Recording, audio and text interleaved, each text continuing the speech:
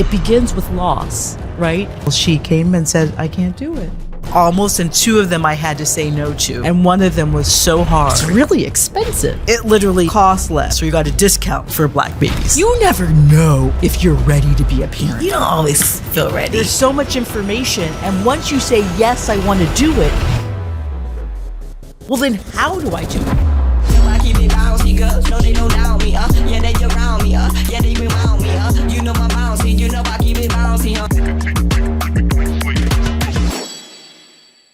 Hey guys, it's Carlos Watson. Welcome back. We're here to talk about something that's powerful, which is adoption, which you guys have firsthand experience with. I always knew that I wanted to grow my family, and there's many different ways you can do it.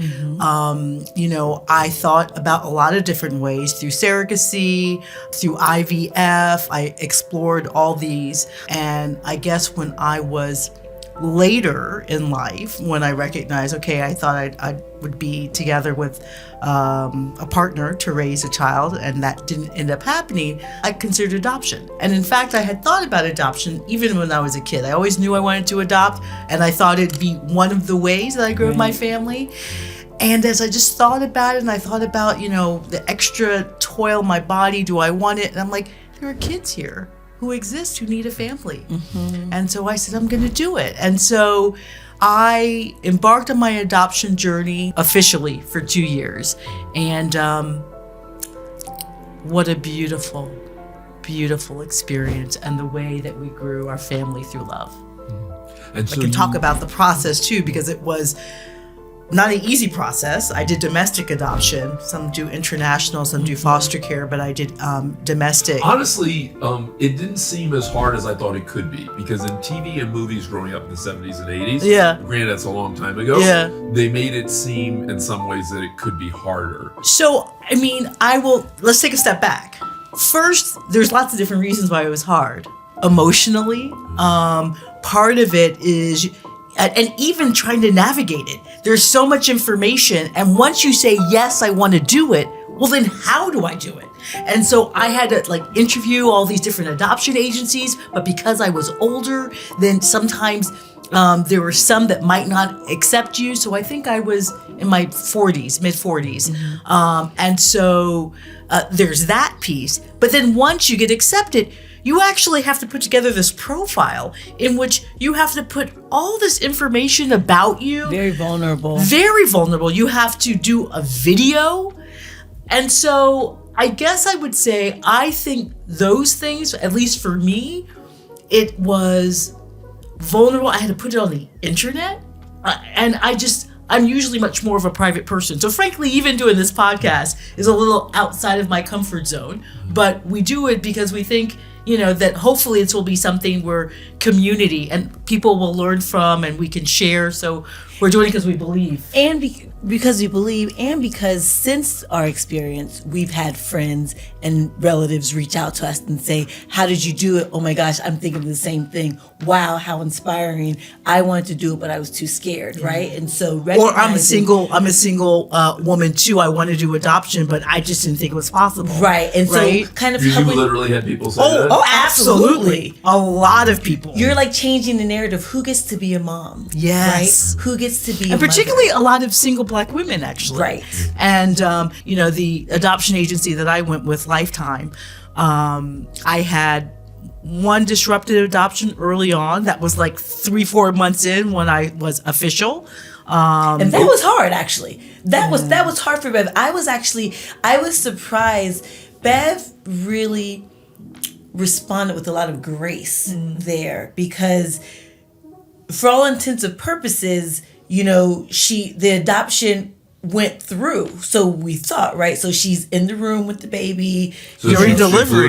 She flew to Las Vegas. She was in the delivery room. She was able to stay in the hospital afterwards. The baby stayed with her for 3 days. For 3 days. And actually, the mother decided to check out of the hospital, so I was there with the baby and on the third and you day, gave the baby a name. I did. I did. Named after mom. Yeah. Which his company is named after. Right. Yeah. So Rose and Rose. Yeah. Okay. Yeah. Yeah. And And when I was supposed to check out of the hospital, she came and said, I can't do it. And it was her last day to be able to say I can't do it, right? Because they had 3 days. They had 3 days to do it. And it's really interesting because on one hand you can be like, well, 3 days, that's not really a lot of time. So, okay. But 3 days, when you do the skin to skin and you have that interaction, having that experience with Carlito, recognizing, oh my gosh, so much goes into that. So much love, so much joy. And so you adopted your son in what year? During the pandemic, 2021. But I will say this, I mean, part of the adoption journey, it is, as Carolyn will say, it begins with loss, right? It's the loss of that birth mom who decides to place their child. It's the loss of the child from being with the original family, the first family. And many times it's the loss of the adoptive parent of a dream they had to start a family a different way. So many times they say, you think about adoption starting with loss. And so I will say, and there was grace. God gave grace because it was challenging. But the thing that I knew is, here's a family that doesn't have to be separated. Yeah. And one of the things she said to me, as I had all these beautiful family members, my niece was singing a song, she goes, you have such a beautiful family. You can't do this alone. You have a village. It goes, you showed me that I could do it by myself. I can have my greater family help me. And so, what a miracle. God allowed me to at least show her that there's a different way.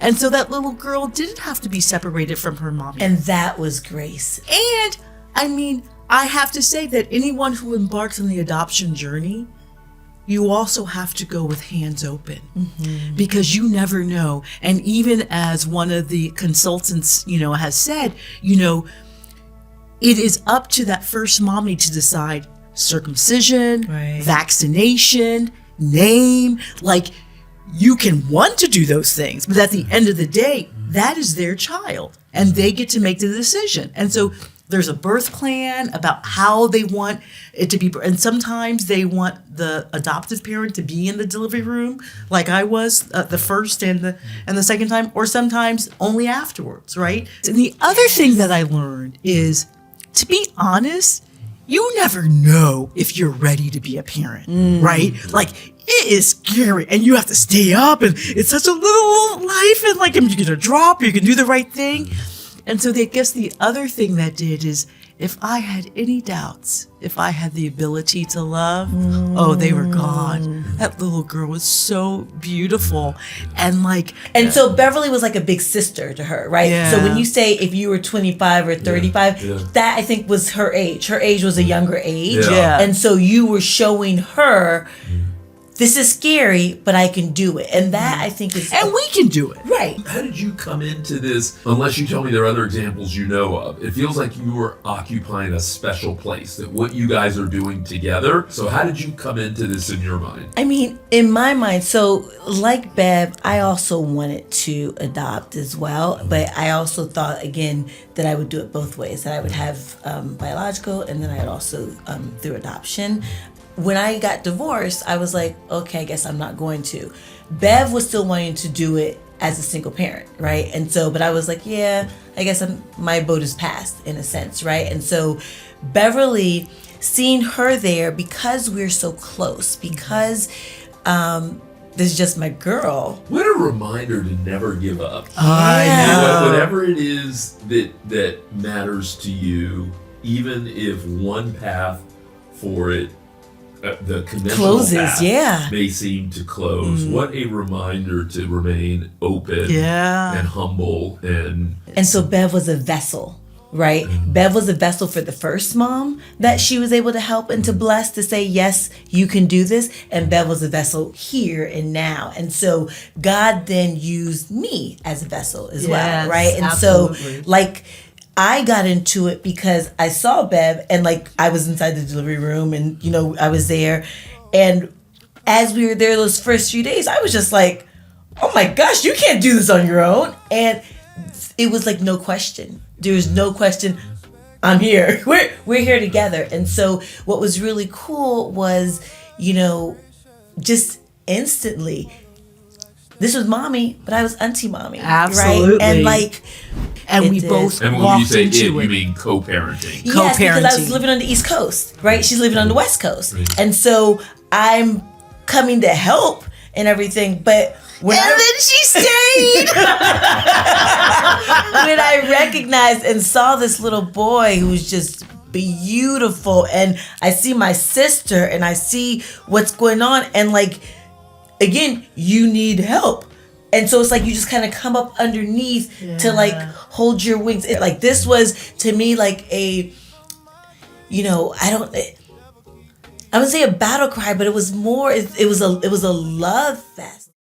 Watson Stronger Together is proudly brought to you by the Black Business School, because some of life's most valuable lessons happens through conversation.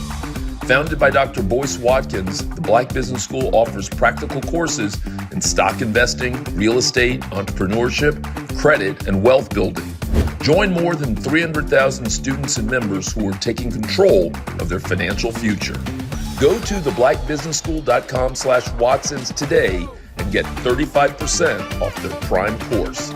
That's theblackbusinessschool.com/Watsons. The Black Business School and the Watsons Stronger Together, empowering families, building wealth, and creating stronger futures together. If your doctor has told you to pay attention to cholesterol, listen up. More and more people are looking for gentler ways to support their cholesterol health, and that's where Dose for Cholesterol comes in. Dose for Cholesterol is a clinically backed cholesterol support system that supports triglycerides, LDL, HDL, and total cholesterol. It's just a daily shot that tastes like mango, no capsules, and no powders. It uses ingredients like turmeric, CoQ10, amla, and other plant and mineral forward ingredients. And I only like talking about products on this show that people around me actually use and are excited about. They deliver it right to your door, making it easy to build healthy habits and stick with your routine. They also, by the way, have a lot of great products over there. New customers can save 35% on their first month subscription by going to dosedaily.co/Carlos or entering Carlos at checkout. That's dosedaily.co/Carlos for 35% off your first month subscription. So fast forward, little fellow just turned 4 Yes. a few months ago, November of 2025. So he just turned 4. Yeah. What has surprised each of you the most about adoption? I think about how grounding he can make us. He actually came. I also feel like he was a gift to us. For me, it's more what surprised me about motherhood. Right. Okay. And so what Carolyn said, the grounding, maybe the other surprising thing about how expensive it is and what an industry, the adoption industry is. Yeah. I was surprised. And so one of the things as I was researching, there's about 100,000 adoptions that happen a year. Half of them is through, well, actually not half, 50,000 is through foster care. And so it's really expensive if you do the private adoption, which is the route that we did.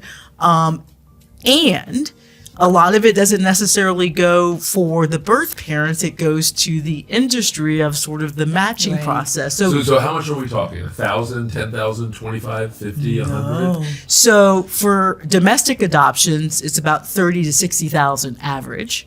Wow. Surrogacy is about 60,000, right? And then foster, it's minimal, but there's also and I actually looked at each one of them, but the purpose of that one is unification, right? Of families. Reunification of families. Right. And so I'm really surprised that you said you thought mine was easier. Well, because I think probably maybe movies and TV probably scandalize everything and sensationalize it. And so I think easy's the wrong word, but Not as complicated. Because I think that a lot of times the TV uses actually more foster care where it can take years, right? Well, the other thing is it may have a racial dimension to it too, because a lot of the TV ones are focused on white kids, and folks, primarily white people who want white newborns. Yeah. Right. And so they probably dramatize I that. mean, one of the Yes. things at my adoption agency, which, for me, but it literally costs less, or you got a discount for Black babies. And so, and so. So many ways people I are know. communicating to us all the time. Right, and that's What's your what I'm word? saying. Yeah. When you have that mentality and you can other somebody, an other group of people, then you can believe the ugliness that you're doing is no big deal. Yeah. That's quite a thing. So where does this leave you guys thinking about adoption? Does it leave you considering more? Does it leave you encouraging other people to do it? Does it leave, where does it lead you? Both more. So it's left me saying, okay, I also now want to do that, to adopt, because I want Carlito to have a little brother or sister, right? Okay. I always wanted. What would you prefer, brother or sister for him? It doesn't matter, and I say that because with the caveat or with the background is I always wanted a little girl. I wanted a little me, right? So I am mommy's She looks exactly, lookalike, right? yeah, so I'm like her your lookalike, GT. and I always grew up saying, "Oh my gosh, are you Rose's daughter? Like I can go anywhere and like have that." So I wanted another little me. I wanted another little girl, being like that, and just being a girl. I'm a girl, so I feel like I know how to raise a girl. A boy was not on my list, but oh my gosh, I cannot imagine my life now without him. He converted us. He converted us to absolutely boy and so parents. because of him, I'm like, it doesn't matter. Give Whatever me, God has, yeah, whatever God has for us. What I appreciate is sometimes in the adoption industry, it is focused on maybe white parents or transracial adoption. In our case, our Sweetums look like us, and so. But so did the mom, though. So to me, it feels like she She's could part be of in our it. family, Yeah. right? Yeah. And she's beautiful. So for him, he looks like us, he acts like us, right? Yeah. And so it just he is our We child, are, right? yeah. He's our family. Well, absolutely. And so I would absolutely be an advocate. Right. One of my good friends who also was an adoptive mom, and in the middle of the process, sometimes it gets overwhelming. You get tired, you get weary, you're like waiting. And I had that disrupted adoption, but I had many others that came close that I was offered true. and that That's I true. had to Yeah. evaluate, that I had to talk to other people. Right. So there were at least 3 or 4 Yeah. that were almost, and 2 of them I had to say no to. And one of them was so hard. You said no because why? Because they were real live situations, right? Okay. And so Okay. and so even in making determination, which is not easy, because when you see that there was someone in need, and what I said is I wanted to be a mom of someone who was in need, and I saw at least 2 that were in need, and I had to make the evaluation and say no to. And do you think you made the right decision? Absolutely. You did. Yeah, Okay. yeah. Okay. The other thing I will say to folks who are on the adoption journey is to really be honest about what you as a family can do, can take, and just to be thoughtful about it. Because one of the potential placements was going to be someone who was rehomed because they were adopted, and then the adoptive parents didn't want that and was about to rehome them. And So you saw the need was great, and the need was there. However, what was also present was a lack of attachment. And as a psychologist, that lack of attachment is not necessarily... Lack of attachment between that baby who was looking for a new home and the first set of parents. Yeah, the Correct. toddler. And She was a right. toddler at that She time. was a toddler. Right. And so they had not attached, you're saying. Correct. And you're saying that's a bad thing. Not a bad not a thing. bad It's a thing. challenging thing that you'd have to work through, right? You definitely have to work and through. it is something But are you that saying it would have been better if they had attached? yes, because if someone has a attachment disorder, is that what it's called? Attachment disorder. Attachment disorder. Therefore, that means they might have a hard time attaching with anybody. Right. And so going through life, and yes, it sounds like you probably do things to correct that, but that's what happens a lot when you get taken away from the first family. And that's what you're talking about too, in terms of being honest with yourself of what you are willing and able and wanting to do. And right? as a single person who's also working and doing all this stuff, I had to think about, like, what is it that I could realistically do? And in many respects, they said, actually, it may be better if you had like two partners that were taken care of. Given what you've learned so far, and no one's a perfect expert, no one has all the information, but what are skills that you would hope a successful adoptive parent would have? And then what are things or traits that would make you say, hey, be careful about becoming an adoptive parent, because this may be more of a challenge for you than you would have thought? I mean, you have to have openness. I mean, first of all, there is choice in the matching process to sort of see. There are some particularly private placements where you get to see a dossier about the birth mother. You can read about health challenges and stuff like that. And so you can say, I don't want someone who's done ABC. So, but I think really to be adoptive parent, to be open to what God has for you, but also to know what your boundaries are, right? If there's a placement or a situation, perhaps if there is a physical disability, can you handle that, right? Or if you need more emotional, do that. That's one thing. Second thing I would say is be open to learn.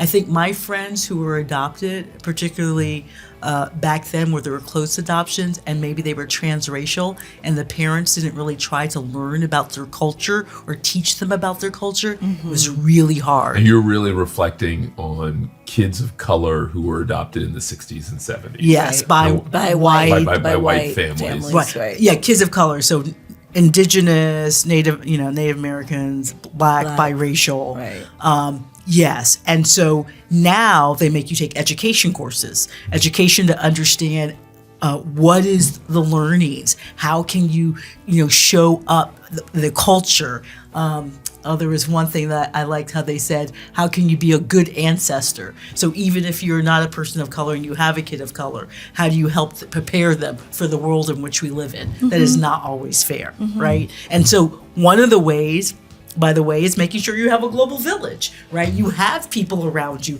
that look like your kid, that speaks the kid's language or original language. That's paramount too, right? I mean, absolutely. It's not only just to be able to be there and to see them, but even small things like being able to do hair, right? That is not small, actually, because we have a lot of friends who are mixed race kids, who maybe the father might not be a part of the black parent might not be a part of their lives, and they cut it really, really short just to be able to have it managed, and that doesn't feel good, right? That doesn't feel like that's you're not seen. That's not being intentional and purposeful about finding out how do you take care of the hair? Where are the places that you go? What are the things that you can do? So what are some of the best things you guys think you each do or you collectively do as moms? And what are some of the things that you feel like, if you're honest, you're not getting right or you haven't gotten right yet? So I think some of the things we're doing well is just giving love, like our mom did. Mom was just like, you would come and people were like, Mama Watson. Like our friends, I remember like at West Lab growing up in elementary school. She was a good hugger. She was. Everyone wanted her hug. It was like magic. Yes. Carlito has magic hugs too. Yes, he absolutely does. And so I think giving that love and giving that presence there, because I think that is actually powerful and necessary to really be there. I think also sort of checking yourself when you can get a little bit frustrated and everything. So kind of having some patience, bringing in like, okay, I have to do my own deep breaths and everything. And also curious about what he is really liking and enjoying. I actually think, Carlos, you're good at that in terms of because he likes cars so much and wants to do this, like, okay, stop, let's do something else. You're like, no, there's something to that. Let's lean into cars. Let's lean into Let's lean into the engineering aspect. Let's see how they're made. Let's lean into building them. And so how can we use cars as a way to continue his curiosity? I do like that. Yeah. Because I think a lot of people don't necessarily have I think almost all of us have something that we love, and most of us spend a lot of our lives trying to ignore it or suppress it because someone told us we shouldn't like it. Whatever that is, gardening, That's true. running, writing, singing, interior, whatever it is. And I think if you were fortunate enough to have something that actually gets you bright-eyed and excited, bushy tail. That's a gift. Yeah. That's a good deal. Yeah. I think one of the things too, when we talked about in the beginning, that adoption often starts with loss, right? And so the loss of that birth family and that first family. But again, as we all know, this stuff is traumatic. Absolutely. And it's got to be traumatic to be a parent thinking that I need to find an alternative to being able to keep my own child. And so it could lead you all sorts of interesting places. And let's talk about the real thing. What happens if we would give more resources to these young parents and these parents who want to keep their kids but can't because of resources? And did you guys ever have a conversation about whether or not to let Carlito know about the fact that he'd been adopted? Oh, absolutely. So we are very clear about it. I think some of the best research talks about not keeping it a secret. Because as you keep it a secret, it's actually looking like it's shame. It's shame, right? And so it allows shame to grow there, right? And so as you make it a part of the story early and often, allowing them to know and to understand that they are adopted. In fact, a part of our booklet that we made, we have sort of our love story, the story of us. And so it encounters sort of my desire to grow family through adoption, and then the tummy mommy and meeting tummy mommy has pictures actually in the delivery room and me cutting the umbilical cord. Right. So literally that first year and a half, and it's a book that we go to often so that we read at night. Right. And so he knows that we have pictures of tummy mommy and biological brother on the wall, so he knows they're by name. And we share pictures to the first family as well. So you follow their lead in terms of their curiosity and sharing with truth, right? Because it's a love story. It's, the first mommy loved him so much and knew that he needed a home in which he could be well cared for. And so that's what it is. It's a love story. And the love was so much that she identified who would be a good family, and God really blessed us. So that is a beautiful framing and a true framing. And, it is. And I really that's a beautiful place for us to be in. That's good. That's really good. I think if I were going to share final thoughts, I would say I'm obviously thrilled that he's here. Yay! I think you guys have been terrific moms. Yay. I really appreciated this conversation. I hope you guys do too, because it's possible. It's never too late, and there's lots of different ways to do it. And make sure you just engage your sort of village, because you don't always have to do it alone. So thank you for joining us, the Watsons, Stronger Together. I keep it bouncy, cause no